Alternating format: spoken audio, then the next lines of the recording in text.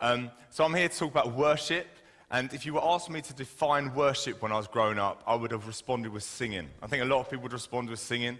At church, you go to church, don't you, and you pray, and you worship, and you listen to the preach. But this definition can't be further from the truth. I think it's unhelpful to talk about worship just as singing. Because in the Bible, singing is known as praise. And it's an example of worship. And as Christians, we cannot just live our lives for the 45 minutes of singing at church and see that as our worship. The Bible says that God is spirit, and his worshippers must worship in the spirit and in truth. And the Bible calls us to devote ourselves to God. Sorry, that's why I've got water. As a teacher, my throat is going already. It's only week 2. Which is ridiculous. And I haven't shouted that much either, if I'm just going to say. So the Bible calls us to devote ourselves to God. It calls us to give everything we have to God. And when Jesus was asked what the greatest commandment was, his answer was amazing. He said, love the Lord your God with all your heart, soul, mind, and strength. Love your neighbor as you love yourself. In other words, love God with everything you have.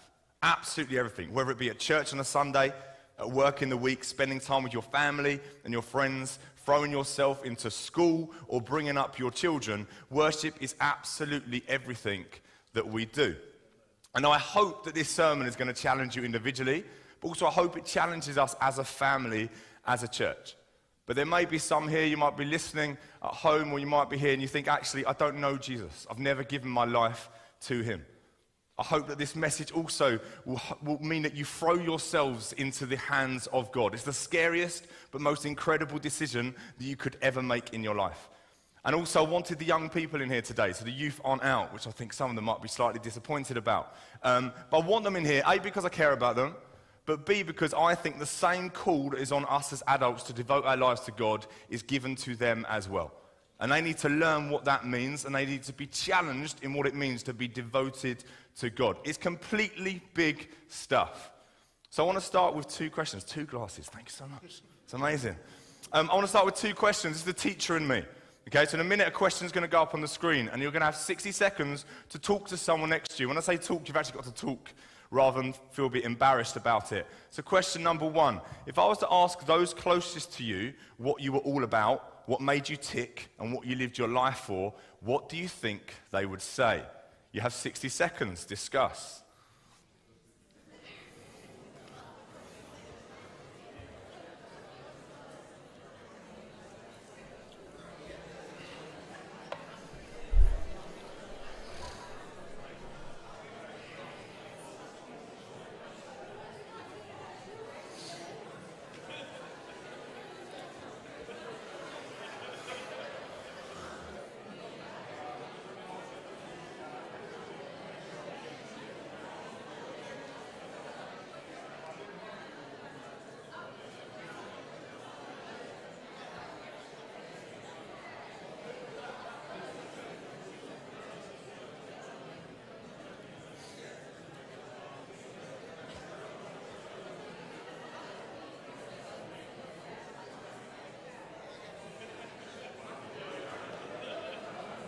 Okay, that was good.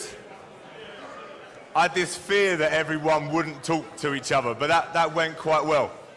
In fact, it's hard to get you back. Now, obviously, there's lots of good answers to this. They might say, oh, they love their family. Okay, oh, they're really into sport, they're really good at this. But would they say Jesus? Would they say this person loves Jesus?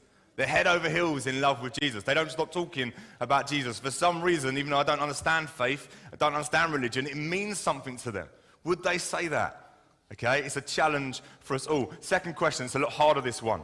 When you're on your own and you're thinking about nothing, you're not doing anything in particular, you're just daydreaming, what do you think about?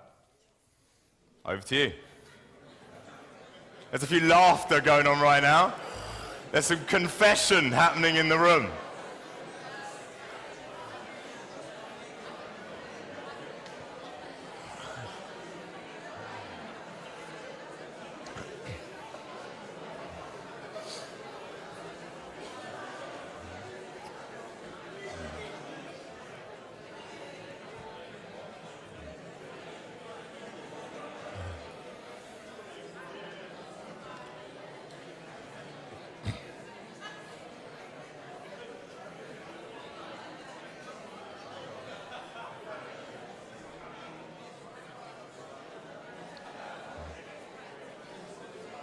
Okay, and back to me. I could tell by some people's faces there was fear with that question, genuine fear.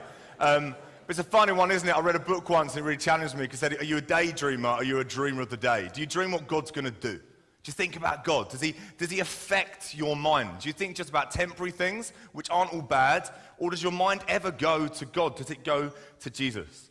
If we're called to devote our lives to God, it affects absolutely everything that we do. And I believe that as God's family, we're called to worship. So I want to focus on three things today. Number one, who is the God we worship? Why do we worship him? And what is our part to play? Number two, how do we worship? And number three, why we need each other to worship.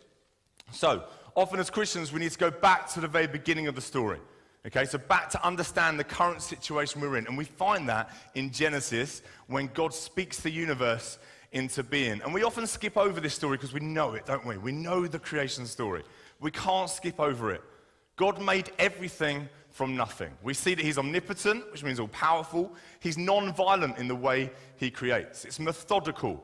He's in control. He's a God of order. It's not chaos. He's a God who delights in diversity and he delights in beauty. What he can do is above our understanding. He's absolutely amazing. And we often choose to worship things of the world instead of him, which is absolutely ridiculous.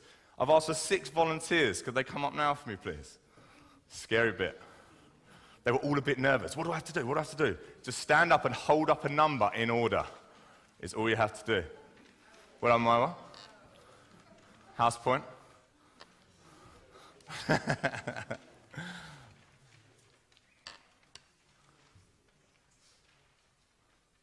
we go. Okay, so we're going to go through the creation story. Okay? Who can tell me, no one turn anything out, what did God make on day one? Light. Well done, Peter. You could be an elder. So God made light on day one. Do you want to turn it over for me? Okay, so God made light on day one. Do you know in Indo-Iranian mythology, people worship Mithra, who controlled the light. And in the Romans, they worshipped Jupiter, who also supposedly controlled light. What our God made was so awesome that people devoted their lives to worshiping it. They focused on the created rather than the creator. What did God make on day two? Everyone's scared. Sky, turn it over. They made sky, he made sky. You know, the Greeks decided to worship Aether, who controlled the air above us. They marveled at the heavens. They thought it was amazing, but they missed the one who made them. What did God make on day three? Good, we made the land and the sea on day three. So you've got the Olympians, they decided to worship Poseidon, while the Romans worshipped Neptune. People were in awe of the oceans. They were terrified of them as well, but they failed to see that the one who made them was bigger than the ocean itself. What about day four? What did God make on day four? The sun and the moon.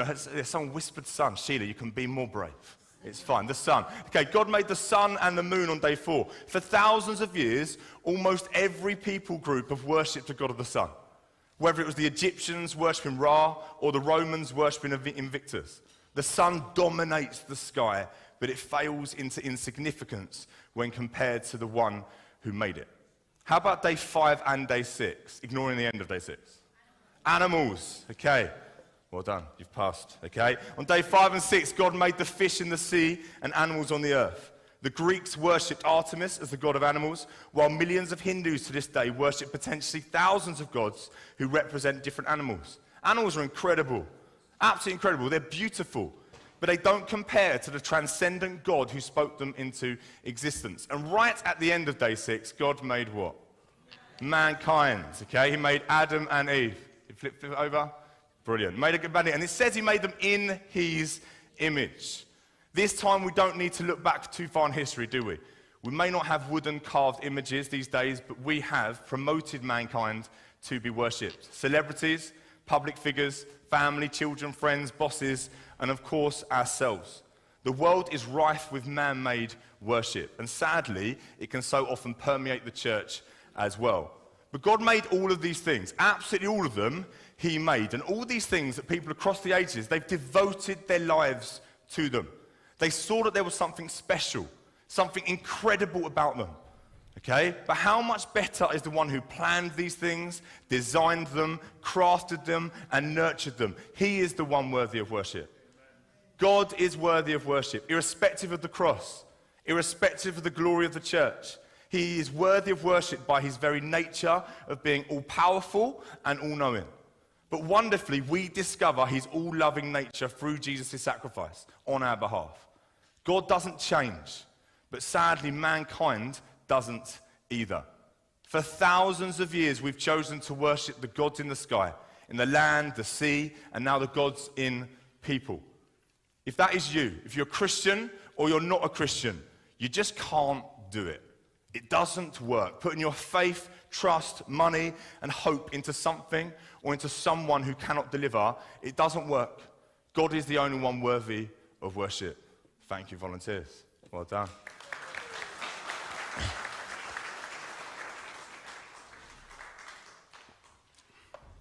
So in all ancient civilizations, they would build temples to their gods. They'd build a brick-built temple, and they'd build this temple, and in these temples, they'd put little statues or figures, and people would go and they'd bow down to these statues and figures. They'd be carved out of material, and those figures would reflect the nature of their god. So by placing an image in the temple, the god would supposedly come and live in that temple, and people would flock to it, and they would hope that their god would bless them, and they lived their life that way. Our God has done exactly the same thing. They're just copying what the Almighty God has done. In the creation story, God did not create a small brick-built temple. He made the world. The world was his temple. And he did not place a carved image in the temple. He placed mankind as his image in that temple. So that as God's people spread across the world, God himself would inhabit the world also.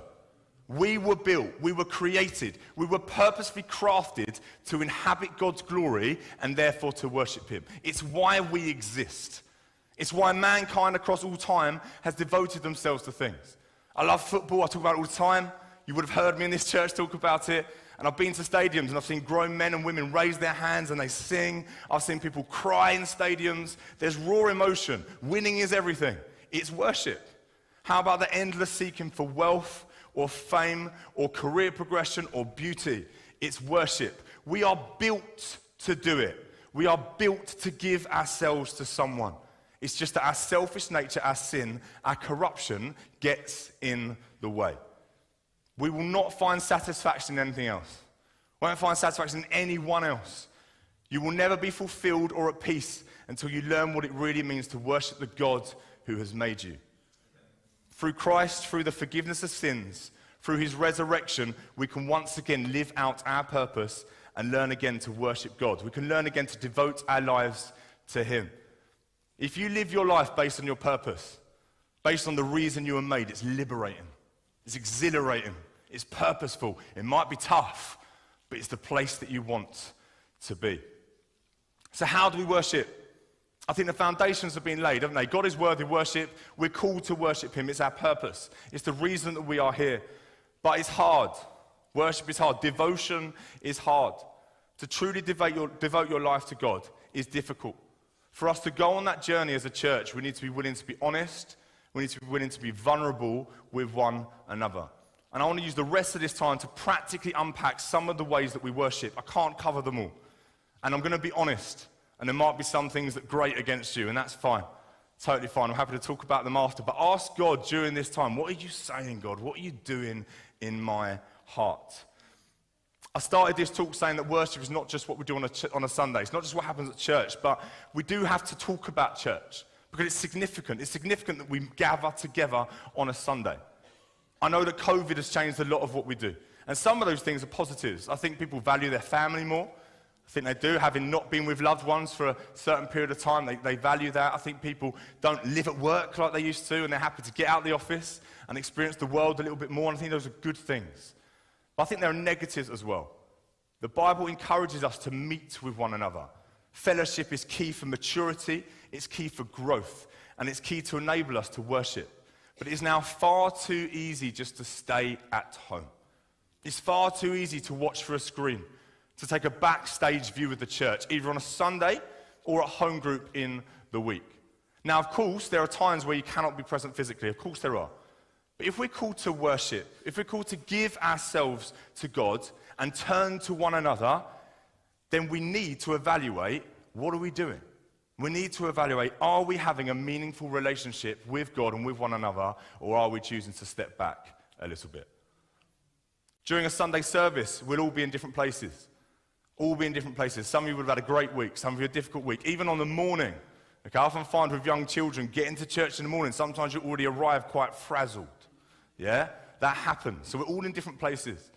But despite this, we need to come with an attitude of true devotion to God, which in turn blesses the family, which is the church. Arriving late to church doesn't do this. It doesn't help. It doesn't. Often when someone comes up to bring a contribution during the praise, the huge majority of the church sit down and they disengage, waiting for that contribution to end so they can stand and they can sing again. I'm not saying sitting down is wrong. I'm not. And some people need to, and that's fine. But I'm saying that we need to look at ourselves. Are we just too familiar in what we do? Are we just going through the motions? Are we here to give our all to God? You may be here as a parent. A huge part of your worship to God is the way you bring up your children. Okay, what are the boundaries and parameters that you set for your children? Do we show them the faith, or do we just tell them? Is your Sunday self different to your weekday self? Because if it is, your children will definitely see it. The way we selflessly give ourselves to our children, love them, forgive them, shows the love that Christ has given to us as well. But being a parent is hard. As a head teacher, I see the struggles many families have. Some of them are crazy struggles. It can be really complicated. But as a parent, I feel it even more. Leisha and I, we've got two very different children. Both fearfully and wonderfully made, but very different children. My son, Zeph, he is hard work. Really hard work. And I remember years ago, Lisa telling me we need to work out how to assess him. We need to get him some help, get some advice. And I put it off. God just said he's going to grow up, he's going to mature. But I was wrong. When he was diagnosed with autism, it was a relief, to be honest, because it was a platform for us to think, how do we parent better? But it's hard. There are times I have been with him where I love him to bits, but I look at him and I'm not sure if I can do it anymore. Genuinely not sure if I can parent him. But I need to. There's times where I think, can I be the father that he needs? Being at church is a struggle. It's hard. I said I was going to be honest. Being at church is a struggle. You want to serve, you want to talk to people, and you close your eyes and lose yourself in wonder. You want to do all of those things, but I spend my time watching him. I spend my time throwing cuddly toys to and fro.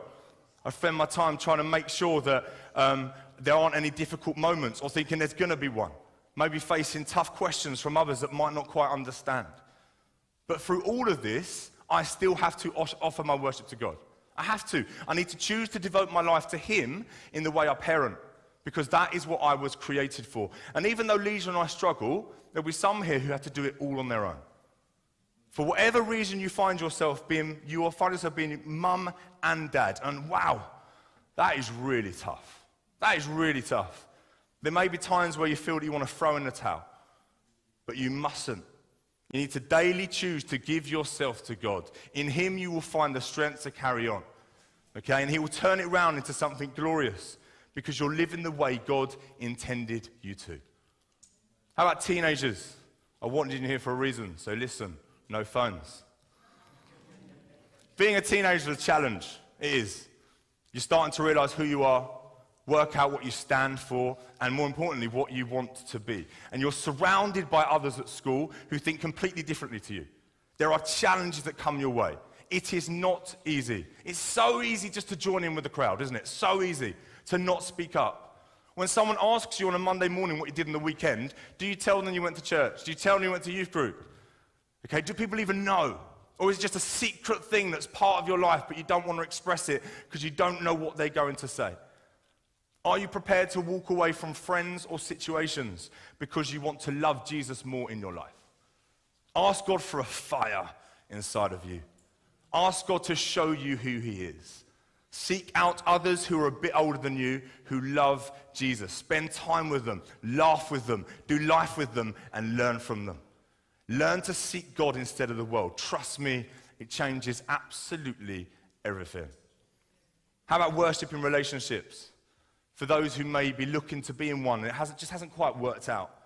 Maybe you'd consider marrying a non-believer, someone who doesn't love Jesus. God is calling you to put him first, rather than seek something which will do you no good. But that's hard. That's really hard. There are all kinds of relationships, though. We have friendships, marriage, engagement. You've got fathers and sons with their daughters, or mothers and sons and daughters. You've got grandparents, you've got colleagues, you've got friends. The list of relationships is endless. Where does God feature in these relationships? Do people around you know that you love Jesus? Do you know how to tell them? Would you be willing to potentially walk away rather than compromise your faith? It is so often through our daily connections with others that we can bring people to the Lord through the way that we worship God. The workplace. Workplace is hard. Really hard place to be. This country is becoming more and more secular. More and more secular. There's so many things you can't say anymore. I'm going to say supposedly can't say anymore, because actually if you do say them, most of the time you're fine. My job can be quite intense. I want to glorify God, but often I'm in meetings where I might have to sanction a student, suspend, exclude a student, maybe ask that student to leave and never come back. That does happen. I have to deal with disciplinary issues with staff. It's really hard. But I need to choose to devote my life to God through all of this. Those who do not know Christ need to see me deal differently with things in life. They need to see me live for God, who has control where I do not have control. They need to know that despite the situations we face, God is the one I live for. I'm not living for my success, and I'm certainly not living for the school that I lead. In my last school, I had a really tough time. Really tough time. I was an assistant head teacher. My boss was an incredible leader. She was amazing. But she didn't know Jesus, and she would do everything she could to succeed. She wasn't keen on God. I'd go as far to say she hated God. It meant we had some real bumpy times. Real bumpy times. I was in meetings with other people there, and she'd turn to me, she would swear at me, she'd swear about God, she'd swear about the church. She said outrageous things that I considered saying, and I've written them down and realized it might not be appropriate. But those things happened. Okay, and I had months in that job where I walked in each day and I was crying. I'd walk into school crying each day. She got under my skin. It was hard. But the only option is to just choose to worship. That's the only option you have. So I went in every day. I was present every day. I engaged every day. I worked hard every day. I was kind to staff. And more importantly, I was kind to her. I did not know the way out, but knew that God was bigger than it all. 6 months later, so 6 months of just feeling awful, I had the opportunity to deal with it one-on-one with her. She cried. She asked for forgiveness. And when I left that school eventually, I left as a friend. We still speak on the phone. We spoke about God more times in my final months there than what I had done in the whole other time that I've been in that school, because I just continued to worship. Your workplace will be different. Hopefully, you've not had my experience. But if you find yourself looking for progression, a pat on the back, recognition, more than you find yourself living for Jesus, then you need to come back to God and you need to go again. We have to choose to devote our life to God. You've got to choose it rather than devote our life to what we do. This is not about bringing condemnation. It's genuinely not. It's about a loving challenge. I want to stir you up a bit. Okay? Enjoy it. Okay? It's fun. We're designed to show the world who we are. That is our worship. We're made in God's image. People literally see God in us when we put God first. It's amazing, isn't it? It's absolutely amazing. You don't even have to strive for that. You just worship Him and people see it. In school, students reflect their parents and siblings. That's what we always say. So when a younger brother joins, we already have a view roughly what that boy will be like. Okay? In the same way, when you talk to your family, when you talk to your loved ones, when you talk to children or your colleagues about Christ, they will hear those words in the context of how you live your life. In the context of the way you've put God first, in the way you've chosen to worship Him. Devoting our lives to God is what we are made to do. It blesses others, it blesses believers, but it also brings the multitudes into the faith. In Acts, we read how people saw how believers loved one another, and that was enough for people to turn to Jesus. They saw something different, and they wanted to buy in. They didn't understand it all. They didn't know the whole of the scriptures. They couldn't cross every T and dot every I, but they saw something beautiful, and they wanted to buy into it. That's what we are called to do as well. It's life-defining stuff. But lastly, why do we need each other? God is worthy of worship. We were created to do it. We need to fully throw ourselves in. But as I said, it's hard, and it's not always straightforward. We need one another to do this. When I was facing a terrible time at work, I needed those around me to pray for me, to be with me, to stand with me. I needed people just to make me laugh, to help me set my eyes on God. I couldn't do it alone. Leisure and I cannot bring up Zeph alone, or Esme, particularly Zeph. We can't bring him up on our own. We need this church. We need people to love our children, to help us parent, and to learn to understand his needs. That way, we can continually strive to worship God in the way that we parent. We cannot do it on our own. Young people, you may think you're strong, but you are not. You need to do life with older people. I've started mentoring 2 boys in the church. They are amazing. They're absolutely amazing. Being with them is one of the highlights of my week. We mess around, we laugh, we do silly things, but we talk about Jesus. We talk about all sorts of things. We pray. We want to grow in our faith. But it's not just those 2 boys that need that. All of the teenagers in this church need that.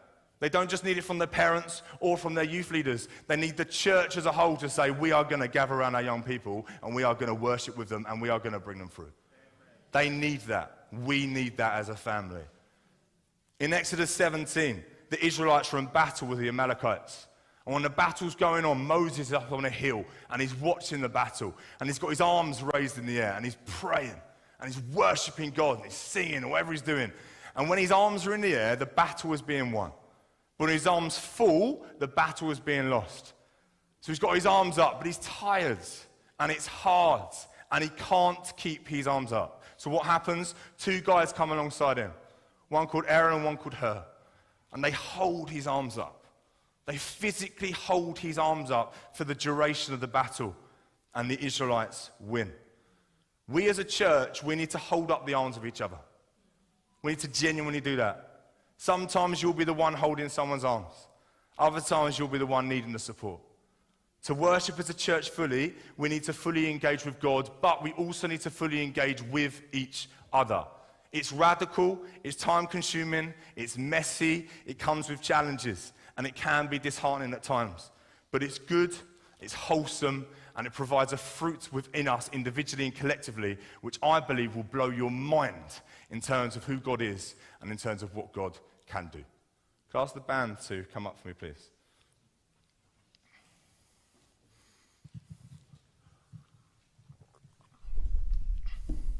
So where do we go from here? We respond, okay? And it might get a bit messy, and I like that. I like a bit of mess, okay? I think, like whenever you talk in front of people, there's lots of different types of people, there's lots of different categories.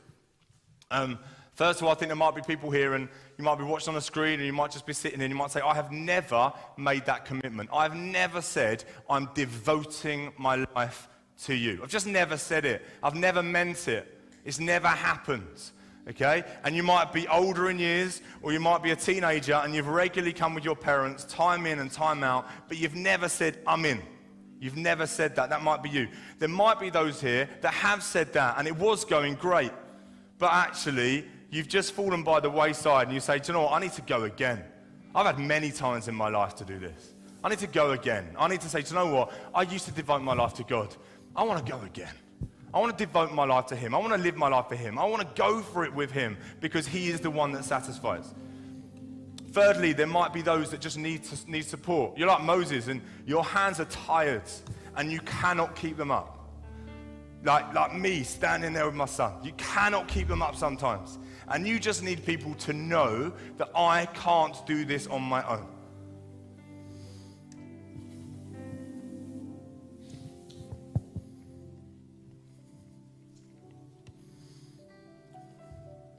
If that is you, you need to tell us.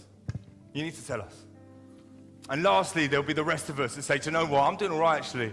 I love Jesus. I want to devote my life to Him, but I'm going to stand with others. I'm going to hold up their hands. I'm going to help them. I'm going to cry with them. I'm going to encourage them. I'm going to support them. Because that's what we do.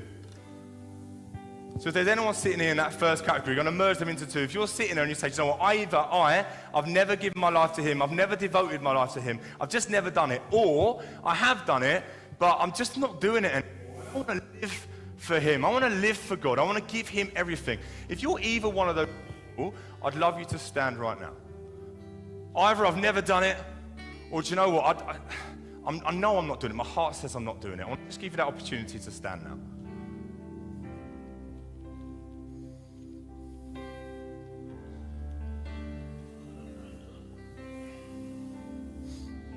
I'm going to leave a bit of time. I've had 4 or 5 times in my life where this has been the case for me. Doesn't mean anything in that sense. You're just saying to God, I need to throw myself in. I need to throw myself in fully. Absolutely. Hook, line, and sinker. Amazing. I think there's some young people here that feel this as well. I do. I genuinely feel it. I'm not going to point you out, but I think there is.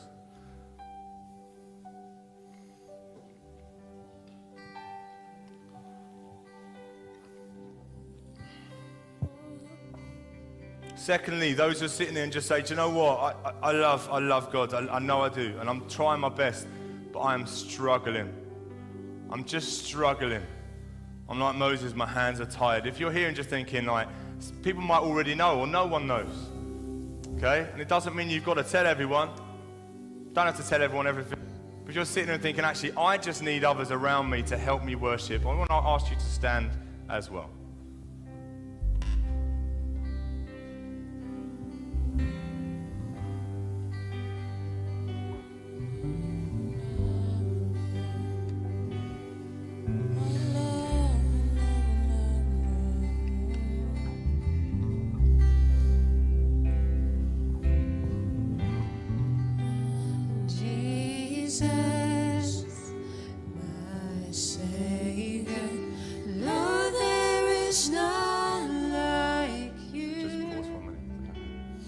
And lastly, and this is the exciting bit, because I presume the majority of the people sitting down, you're feeling this, yeah? You're sitting down thinking, do you know what, actually, I feel like I have devoted my life to God, and I do love him, and actually I don't need people to hold up my hands. But there's other people standing up now, and they need you. They might need you because they're struggling, or might need you because they're giving their life to God, and they're reconfirming that, okay? Okay, and as an act of saying, I'm in, and I'm in to support the church, I'm in to love those around me, I'm in to pray with them, encourage them, stand with them, cry with them, celebrate with them, look at them in the eyes, text them, email them, meet them, do all those kind of things, as a support and a stand from that. If you feel that you want to do that, can I ask you to stand? If you're part of the church and say, I'm in, and I'm in because I want to love others around me. I'm going to hold up their hands. I'm going to love them. I'm going to support them. If you are that, okay, which should be, challenge, should be the rest of us. If you're a believer and you're part of King's Church Epsom, you should be standing. You should be standing, if you're able.